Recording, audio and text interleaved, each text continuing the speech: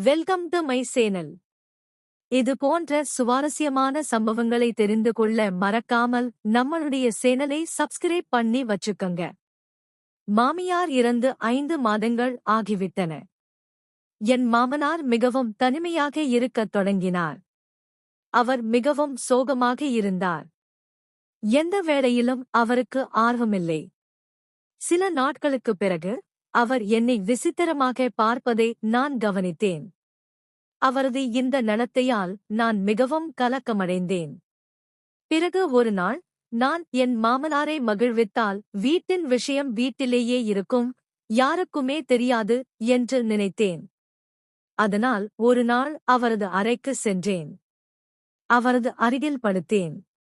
அதற்கு பிறகு, என்னுடைய பெயர் ஷிபானி. எனக்கு 25 வயதாகிறது. என் கணவரின் பெயர் ஆகாஷ். அவர் ஒரு தனியார் நிறுவனத்தில் பணிபுரிகிறார். எங்களுக்கு திருமணமாகி கிட்டத்தட்ட 3 வருடங்கள் ஆகிவிட்டன. ஆனால் இதுவரைக்கும் எங்களுக்கு குழந்தைகள் இல்லை. எங்கள் குடும்பத்தில் நானும் என் கணவரும் என் மாமியார் மாமனாரும் இருக்கிறோம். நாங்கள் அனைவரும் வாழ்க்கையில் ரொம்ப மகிழ்ச்சியாக இருந்தோம். அனைவரும் ஒன்றாக சந்தோஷமாக வாழ்ந்தோம். ஆனால் திடீரென்று எங்கள் மகிழ்ச்சிக்கு ஒரு தீய கண் பட்டுவிட்டது. அதன் காரணமாக எங்கள் வீடு முழுவதும் சோகமயமாக பரவியது. மாமியாரின் மரணத்திற்குப் பிறகு நாங்கள் அனைவரும் உள்ளுக்குள் உடைந்துவிட்டோம். எங்கள் மேல் துக்க மலை விழுந்தது போல இருந்தது.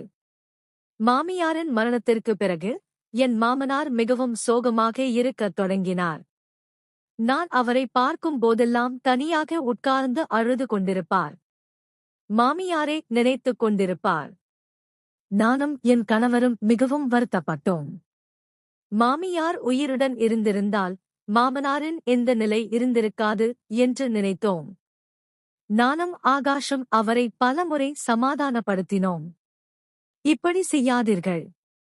நீங்கள் இந்த வீட்டின் தலைவர்.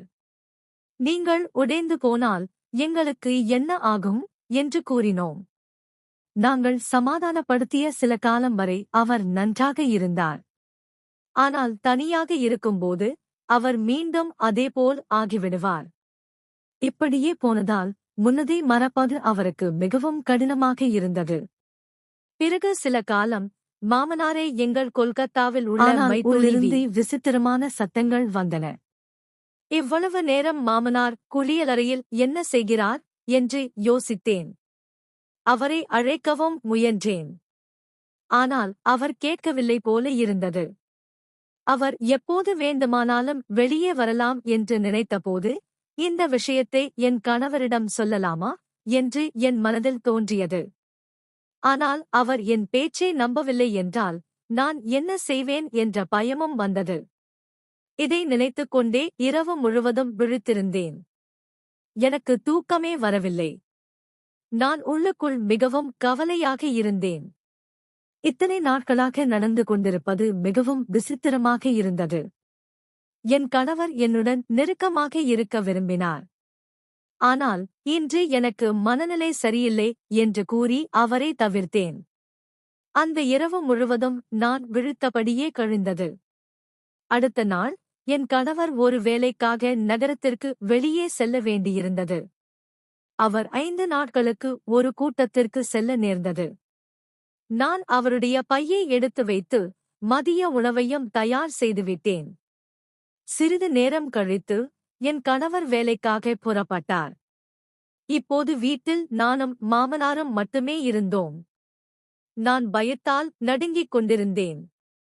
என் ஒவ்வொரு நொடியும் யுகங்கள் போல கடந்து சென்றது. நாள் முழுவதும் வீட்டு வேலைகளை முடித்து என் அறைக்கு வந்தேன். முந்தைய இரவு தூக்கமின்மை காரணமாக இப்போது தூக்கம் என்னை சூழ்ந்து கொண்டது. மாலை 4 மணி ஆகிவிட்டிருந்தது. என் கண்கள் தானாகவே மூடிக்கொண்டன. நான் ஆழ்ந்த தூக்கத்திற்கு சென்றேன். வழக்கமாக எனக்கே தெரியவில்லை. அணிவேன். ஆனால் சில நாட்களாக அதிக வெப்பம் காரணமாக நைட்டி அணிந்திருந்தேன். என் உடல் முழுவதும் வியர்வையால் நனைந்திருந்தது. நான் மின்விசிறியின் கீழ் படுத்திருந்தேன். சுமார் 1 மணி நேரம் கழித்து யாரோ என்னை விசித்திரமாக தொடுவது போல உணர்ந்தேன். முதலில் நான் கனவு காண்கிறேன் என்று நினைத்தேன். கனவில் என் கணவருடன் இருக்கிறேன் என்று தோன்றியது. ஆனால் திடீரென்று பதற்றத்துடன் எழுந்து என் ஆடைகளை சரி செய்தேன். என் மாமனார் என் அருகில் இருப்பதை கண்டேன். அவரை பார்த்து நான் அதிர்ச்சி அடைந்தேன். மாமா, உங்களுக்கு என்னிடம் ஏதாவது வேலை இருந்ததா என்று கேட்டேன். மாமனார், மருமகளே, எனக்கு டீ குடிக்க வேண்டும் போல இருந்தது. உன்னை பலமுறை அழைத்தேன். ஆனால் நீ கேட்கவில்லை போல. அதனால்தான் உன் அறைக்கு வந்தேன். நீ நிம்மதியாக தூங்கிக் கொண்டிருப்பதை பார்த்தேன். தூங்கிக் கொண்டிருக்கும் மருமகளை ஏன் எழுப்ப வேண்டும்? நானே டீ போட்டுக் கொள்ளலாம் என்று நினைத்தேன். அதற்குள் நீ விழித்து விட்டாய் என்று விளக்கம் சொன்னார். உடனே நான் படுக்கையிலிருந்து கீழே குதித்தேன். என் இதயம் வேகமாக துடித்துக் கொண்டிருந்தது. மாமா, நீங்கள் உங்கள் அறைக்கு செல்லுங்கள். நான் அங்கே டீ கொண்டு வருகிறேன் என்று சொன்னேன். அவர் தன் அறைக்கு சென்று விட்டார். சுமார் 15 நிமிடங்களுக்குப் பிறகு நான் ஒரு டீ கப்புடன் அவரது அறைக்குச் சென்றேன். அங்கு மாமனார் அமர்ந்து அழுது கொண்டிருந்தார். மாமா, ஏன் அழுகிறீர்கள்? ஏதாவது பிரச்சனையா? உடல்நிலை சரியில்லை என்றால் உடனே மருத்துவருக்கு போன் செய்கிறேன் என்று கேட்டேன். அதற்கு அவர், இல்லை மருமகளே, அப்படி ஒன்றுமில்லை. இன்று உன் மாமியாரின் ஞாபகம் அதிகமாக வருகிறது. அவளின் பிரிவு எனக்கு மிகவும் வேதனையாக இருக்கிறது. அவள் போனதிலிருந்து என்னுடைய மனதை யாரிடம் சொல்லுவது என்று தெரியவில்லை. நானும் ஒரு மனிதன்தான். எனக்கும் சில ஆசைகள் இருக்கின்றன என்றார். நான் குழந்தை இல்லை. அதனால் அவர் எதைப் பற்றி பேசுகிறார் என்பதை நான் புரிந்து கொண்டேன். மாமா, கவலைப்படாதீர்கள். எல்லாம் சரியாகிவிடும். உங்களுக்கு ஏதாவது பேச வேண்டும் என்றால் என்னிடம் பேசுங்கள் என்று சொன்னேன். நான் இதை சொன்னதும் அவர் என்னை கட்டிப்பிடித்து அழத் தொடங்கினார். எனக்கு அது மிகவும் விசித்திரமாக இருந்தது. என் மனதில் பலவிதமான எண்ணங்க. அந்த எண்ணம் என் மனதில் தோன்றிய நொடியில் என்னையே நான் அதிர்ச்சியுடன் பார்த்துக் கொண்டேன். நான் என்ன நினைக்கிறேன்? இது தவறு, மிகப்பெரிய தவறு என்று என் மனசே எனக்கு எச்சரிக்கை கொடுத்தது. அவர் அழுது கொண்டிருந்தார். ஆனால் அது துக்கம், ஆசை அல்ல என்பதை நான் அப்போதுதான் தெளிவாக உணர்ந்தேன். நான் மெதுவாக அவர் பிடித்திருந்த கையை விலக்கி ஒரு அடி பின்னால் நகர்ந்தேன். மாமா என்று அமைதியாக பேச ஆரம்பித்தேன். மாமியாரை இழந்த வலி பெரியது. அந்த வலியை நான் புரிந்து கொள்கிறேன். ஆனால் இந்த வீட்டில் நமக்கிடையே இருக்க வேண்டியது மரியாதை மட்டும்தான். அவர் திடீரென அமைதியாகிவிட்டார். என்னை நேராக பார்த்தார். அந்த பார்வையில் அவருக்கே தன் செயலின் அர்த்தம் புரிந்தது. அவர் கண்களைத் துடைத்துக் கொண்டு, மன்னிச்சிடு மருமகளே, என்னையும் அறியாமா தவறு நடந்துடுச்சு என்று குரல் நடுங்கச் சொன்னார். அந்த வார்த்தைகள் கேட்டு என் மார்பில் இருந்த கனமான சுமை சற்றே குறைந்தது. நீங்க தனிமையா இருக்கக் கூடாது மாமா. நாங்க இருக்கோம். ஆனா எல்லைக்கு அப்பால் ஒரு அடியும் போகக் கூடாது என்று உறுதியாக சொன்னேன். அவர் தலைகுனிந்து, இனி இப்படியொரு நிலை வரவே வராது என்று உறுதி கொடுத்தார். அந்த நாளிலிருந்து நான் என் அறையின் கதவை பூட்டத் தொடங்கினேன். அவரும் என்னை தேவையற்ற நேரத்தில் அணுகவே இல்லை. துக்கம் மனிதனை பலவீனமாக்கும். ஆனால் எல்லை மீறுவது ஒருபோதும் தீர்வாகாது. அந்த வீட்டில் மீண்டும் அமைதி திரும்பியது. அது பயத்தால் வந்த அமைதி அல்ல. அந்த அமைதி வெளிப்படையில் நிம்மதியாக இருந்தாலும் என் மனசுக்குள் இன்னும் ஒரு சின்ன பதட்டம் ஒளிந்து கொண்டே இருந்தது. எல்லாம் சரியாகிவிட்டதா? இல்லை. நம்பிக்கையை மீண்டும் கட்டுவதற்கு நேரம் தேவைப்படும் என்பதை நான் உணர்ந்தேன். அடுத்த நாட்கள் மெதுவாக நகர்ந்தன. மாமா முன்போல் பேசவில்லை. தேவையான விஷயங்களை மட்டும் சொல்லி தன் அறைக்குள் அதிக நேரம் இருக்கத் தொடங்கினார். அவருடைய தனிமை மீண்டும் என்னை கலங்க வைத்தது. ஒரு நாள் காலை அவர் கோவிலுக்கு போக தயாராகிக் கொண்டிருந்தார். கையில் பூ, முகத்தில் ஒரு சோர்வு. என்னை பார்த்ததும் முன்போல் தலை குனிந்து நின்றார். மாமா என்று நான் முதலில் பேசினேன். அவர் ஆச்சரியமாக என்னை பார்த்தார். துக்கத்தை மனசுக்குள்ளே அடக்கிக்கிட்டு, இருக்க வேண்டாம். யாராவது பேசணும்னா நீங்க தனியா இல்ல என்று மெதுவாக சொன்னேன். அவர் கண்களில் நீர் திரண்டது. ஆனால் இந்த முறை அது குழப்பத்தின் நீர் இல்லை. ஒரு முதிய மனிதனின் ஆதங்கத்தின் வெளிப்பாடு. நீ நல்ல மனுஷி மருமகளே. உன் மரியாதையை நான் மறக்க மாட்டேன் என்று சொல்லிவிட்டு அவர் கோவிலுக்கு கிளம்பினார். அந்த நாளுக்குப் பிறகு அவர் தினமும் கோவிலுக்கு போக ஆரம்பித்தார். சில சமயம் அருகிலுள்ள முதியவர்களுடன் பேசுவார். அவருடைய உலகம் மெல்ல மெல்ல விரிந்தது. நானும் புரிந்து கொண்டேன். எல்லோருக்கும் எல்லாம் நாம் தர முடியாது. ஆனால் சரியான பாதையை சுட்டிக்காட்டலாம். உறவுகள் என்பது பாசம் மட்டும் அல்ல. அதில் எல்லையும் அதிக முக்கியம். அந்த வீட்டில் இப்போது அமைதி இருந்தது. அது பயத்தால் அல்ல. ஒவ்வொருவரும் தங்களது இடத்தை அமைதி அந்த வீட்டில் நிலைத்துவிட்டதாக தோன்றினாலும் அது ஒரு முடிவு அல்ல. ஒரு புதிய தொடக்கம் போலவே இருந்தது. மாமா கோவிலுக்கு போக ஆரம்பித்த பிறகு வீட்டின் காலையெல்லாம் மாறியது. முன்பு போல் கனமான சுவாசம் இல்லை. சுவரோடு பேசும் தனிமையும் இல்லை. கோவிலில் இருந்து திரும்பும்போது அவர் கையில் பிரசாதம் இருக்கும். முகத்தில் ஒரு சின்ன சாந்தம். அதைப் பார்த்தாலே எனக்குள் ஒரு நிம்மதி பிறக்கும். ஒரு நாள் மாலை நான் சமையலறையில் இருந்தபோது அவர் திடீரென்று வந்து நின்றார். இன்னைக்கு சாமி கிட்ட ஒரு விஷயம் கேட்டேன் என்று மெதுவாக சொன்னார். நான் எதுவும் பேசவில்லை. கேட்கத் தயாராக இருந்தேன். மனசுக்கு அமைதி தர சொல்லி என்று சொல்லி சிறிது நேரம் அமைதியாக இருந்தார். பிறகு நம்ம வாழ்க்கையில் சில தவறுகள் நடக்கும்.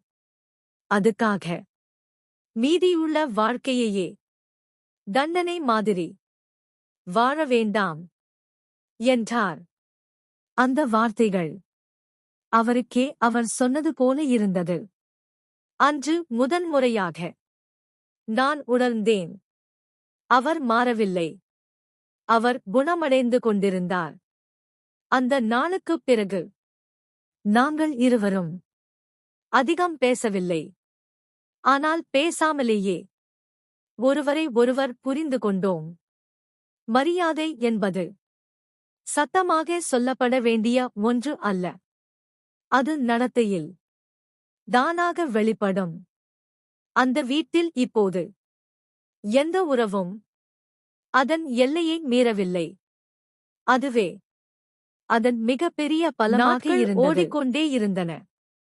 வீட்டில் பேசும் வார்த்தைகள் குறைந்திருந்தாலும் மனசுக்குள் இருந்த குழப்பம் மெதுவாக கரைய ஆரம்பித்தது.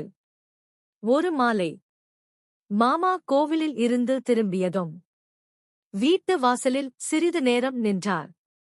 அந்த நின்ற நிலை எதையோ முடிவு செய்த ஒருவரின் அமைதியைக் காட்டியது. மருமகளே என்று அவர் அழைத்தார். அந்த குரலில் முன்பிருந்த தயக்கம் இல்லை. அதிகாரம் இல்லை.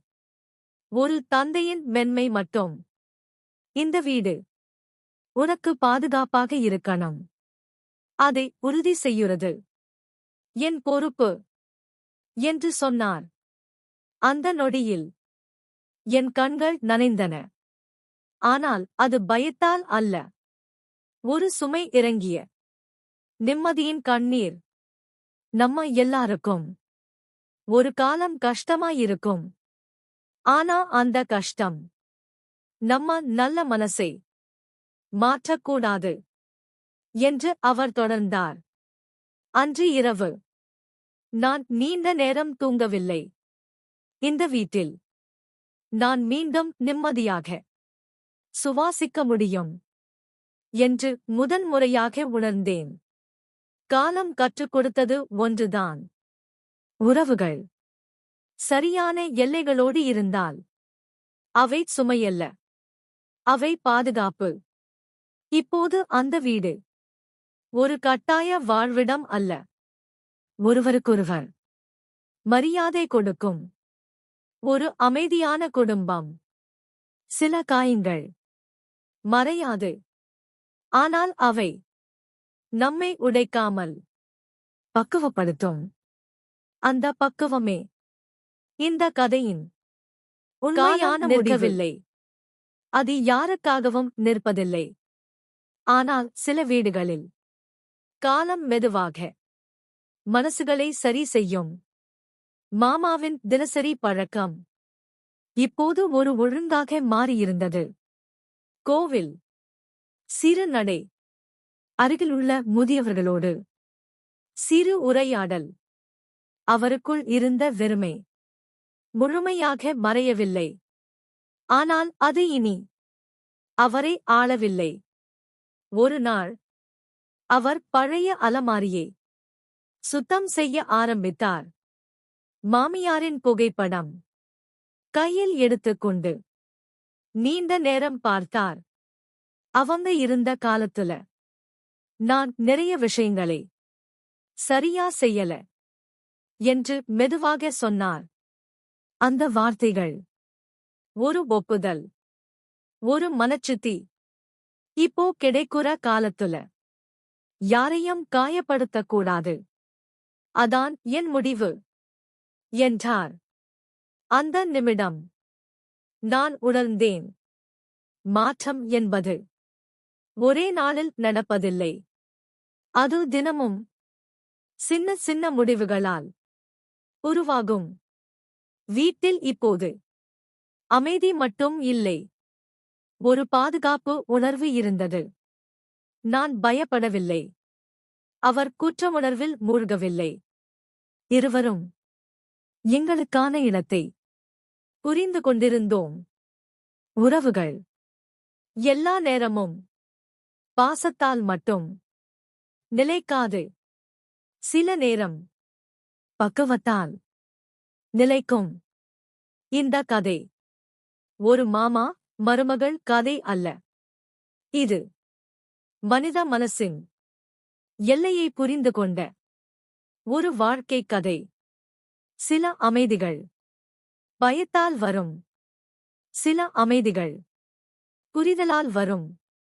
இந்த வீட்டின் அமைதி இப்போது புரிதலால் வந்தது. காலம் நிற்கவில்லை. அது யாருக்காகவும் நிற்பதில்லை. ஆனால் சில வீடுகளில் காலம் மெதுவாக மனசுகளை சரி செய்யும். மாமாவின் தினசரி பழக்கம் இப்போது ஒரு ஒழுங்காக மாறியிருந்தது. கோவில், சிறு நடை, அருகிலுள்ள முதியவர்களோடு சிறு உரையாடல். அவருக்குள் இருந்த வெறுமை முழுமையாக மறையவில்லை.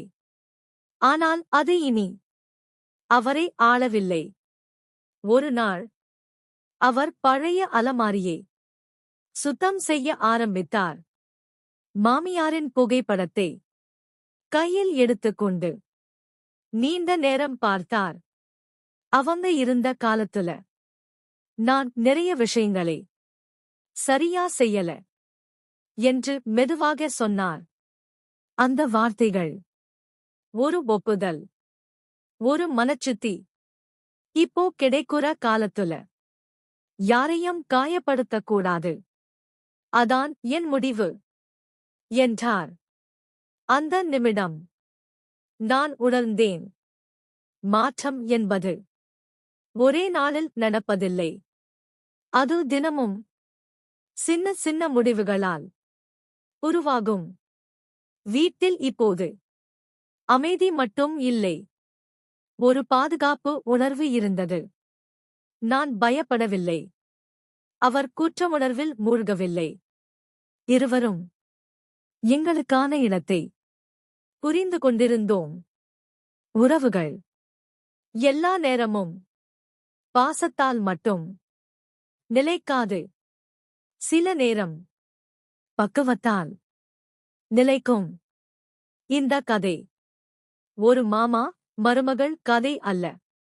இது மனித மனசின் எல்லையை புரிந்து கொண்ட ஒரு வாழ்க்கை கதை. சில அமைதிகள் பயத்தால் வரும், சில அமைதிகள் புரிதலால் வரும். இந்த வீட்டின் அமைதி இப்போது புரிதலால் வந்தது. பாகம் முழு 8 நிறைவு. அமைதிக்கு பிறகான வாழ்க்கை. அமைதி வந்துவிட்டதென்றால் கதை முடிந்துவிடும் என்று அர்த்தமில்லை. சில சமயம் அமைதிக்குப் பிறகுதான் வாழ்க்கை உண்மையா தொடங்கும். வீட்டில் நாட்கள் இப்போது ஒரே மாதிரி சென்றன. சண்டை இல்லை, மௌனம் இல்லை. அதற்கு பதிலா ஒரு இயல்பான நடைமுறை. காலை நேரங்களில் மாமா சீக்கிரமே எழுந்து வாசலில் கோலம் போட்டதை நான் கவனிக்க ஆரம்பித்தேன். அதற்கு முன்பு அவர் இப்படி செய்ததில்லை. சில நேரம் காபி காய்ச்சும்போது, நீயும் குடிக்கிறியா என்று கேட்பார். அந்த ஒரு கேள்வி ஒரு பெரிய மாற்றத்தின் அடையாளம். நானும் அவரை தவிர்க்கவில்லை, அதிகமாக நெருங்கவும் இல்லை. ஆனால் தேவையான இடத்தில் தேவையான மரியாதை இருந்தது. ஒரு மாலை மழை மெதுவாக பெய்து கொண்டிருந்தது. மாமா வராந்தாவில் நாற்காலியில் உட்கார்ந்திருந்தார். நான் உள்ளே போகும்போது, இந்த மழை உன் அம்மா காலத்தையும் ஞாபகம் படுத்துது என்று சொன்னார். அந்த வார்த்தையில் சோகம் இல்லை, பயம் இல்லை, ஒரு ஏற்றுக்கொள்ளல் மட்டும். நான் அப்போது உணர்ந்தேன், நாம் எல்லாருமே நம்முடைய வாழ்க்கையில் ஒரு கட்டத்தில் தவறுகளைச் செய்கிறோம். ஆனால் அதை உணர்ந்து திருந்த முயற்சி செய்வதே மனிதத்தன்மை. இந்த வீட்டில் இப்போது யாரும் யாரையும் மாற்ற முயற்சி செய்யவில்லை. அதுவே பெரிய மாற்றமாக இருந்தது. நாட்கள் அமைதியாக சென்றாலும் அந்த அமைதி வெறுமையாக இல்லை. அது அர்த்தம் கொண்ட அமைதி. சில உறவுகள் பேசிக்கொண்டே வளராது, அவை புரிந்து கொண்டே வளரும். இந்த வீடு இப்போது அப்படித்தான் இருந்தது. காலம் தொடரும், எப்போதும் பெரிய சத்தத்தோடு மாற்றத்தை கொண்டு வராது. சில மாற்றங்கள் எதுவும் சொல்லாமல் நம்ம வாழ்க்கைக்குள் நுழைந்துவிடும். இந்த வீட்டிலும் அப்படித்தான் நடந்தது. மாமா இப்போது எதையும் அவசரமாக செய்வதில்லை. எந்த விஷயத்திலும் ஒரு நிதானம் இருந்தது. அந்த நிதானம் அவருக்குள்ளே பிறந்திருந்தது. ஒரு நாள் அவர் கோவிலுக்கு போகும் முன், நான் வர்றேன் என்று சொல்லிவிட்டு சென்றார். முன்பு அப்படி சொல்லவே மாட்டார். அந்த ஒரு வாக்கியம் எனக்கு வீடு என்பது மீண்டும் ஒரு வீட்டாக மாறிக்கொண்டிருக்கிறது என்று உணர்த்தியது. நானும் என் வாழ்க்கையில் சின்ன சின்ன மாற்றங்களை கவனிக்க ஆரம்பித்தேன். பயம் குறைந்திருந்தது. மனம் லேசாக இருந்தது. மாலை நேரங்களில் வீட்டின் முன்னால் இருவரும் தனித்தனியாக உட்கார்ந்திருந்தாலும் அந்த இடையில் எந்த பதற்றமும் இல்லை. ஒரு நாள் மாமா மெதுவாக சொன்னார், வயசு ஆகஸ்ட். எதையெல்லாம் விட்டு விடணும்னு புரியுது. அந்த வார்த்தைகளில் வருத்தம் இல்லை, அகந்தை இல்லை, ஒரு தெளிவு மட்டும். நான் பதில் சொல்லவில்லை, சொல்ல வேண்டியதும் இல்லை. சில நேரம் மௌனமே சரியான பதிலாக இருக்கும். இந்த உறவு பெயரால் வரையறுக்கப்படவில்லை, அது ஒரு புரிதலால் இயங்கியது. எங்களுக்கு தெரியும், நேற்று திரும்பி வராது. ஆனால் இன்றே நல்லபடியாக வாழ முடியும் இந்த வீட்டில். இப்போது காலம் காயங்களை மறைக்கவில்லை, அவை மரியாதையோடு ஏற்றுக்கொள்ளப்பட்டிருந்தன. சில வாழ்க்கைகள் சரியாகும், சில வாழ்க்கைகள் சமநிலையில் நின்றுவிடும். இந்த வாழ்க்கை அப்படித்தான். அமைதியாக, நேர்மையாக தொடர்ந்து கொண்டிருந்தது. எதையும் அறிவிக்காமல் தன்னுடைய வேலையை செய்து கொண்டே இருந்தது. இந்த வீட்டிலும் அப்படித்தான். நாட்கள் மாதங்களாக மாறின, மாதங்கள் ஒரு வருடமாக மாறின. மாமாவின் உடல் மெதுவாக பலவீனமானாலும் அவருடைய மனம் முன்பை விட தெளிவாக இருந்தது. ஒரு மாலை அவர் வராந்தாவில் அமைதியாக உட்கார்ந்திருந்தார். நான் உள்ளே போகும்போது மெதுவாக சொன்னார், இந்த வீடு இப்போ எனக்கு சுமையா இல்லையூ. அந்த ஒரு வரி என்னுள் எதையோ இலகுவாக்கியது. நான் புரிந்து கொண்டேன், அவர் தன்னுடைய வாழ்க்கையையும் தன்னுடைய தவறுகளையும் இந்த வீட்டையும் ஏற்றுக்கொண்டு விட்டார். நானும் என் வாழ்க்கையை பின்னால் இழுத்துக்கொண்ட பயங்களை மெல்லவிட ஆரம்பித்தேன். நாம் இருவரும் ஒரே இடத்தில் இருந்தாலும் ஒரே வாழ்க்கையை வாழவில்லை, ஆனால் ஒரே அமைதியை பகிர்ந்து கொண்டோம். ஒரு நாள் அவர் கோவிலுக்குப் போகும் முன் திரும்பி பார்த்து சொன்னார், நல்லபடியா இரு. அதில் அறிவுரை இல்லை, கட்டுப்பாடு இல்லை. ஒரு மனிதன் மற்றொரு மனிதனுக்கு கொடுத்த சாதாரணமான நல்லாசை மட்டும். அந்த நொடியில் நான் உணர்ந்தேன், சில உறவுகள் பெரிதாக பேசிக்கொண்டே மாறுவதில்லை, அவை மௌனத்திலேயே பக்குவம் அடையும். இந்த கதை ஒரு உறவின் வெற்றி பற்றியது இல்லை, இது ஒரு மனசு மற்றொரு மனசுக்கு எல்லை வைக்க கற்றுக்கொண்ட கதை. வீடு அதேதான், மனிதர்கள் அதேதான், ஆனால் வாழ்க்கை இப்போது எடை இல்லாமல் நடந்து கொண்டிருந்தது. சில முடிவுகள் சத்தமாக இருக்காது, ஆனால் அவைதான் நீண்ட காலம் நிலைக்கும். இந்த கதை அப்படித்தான்.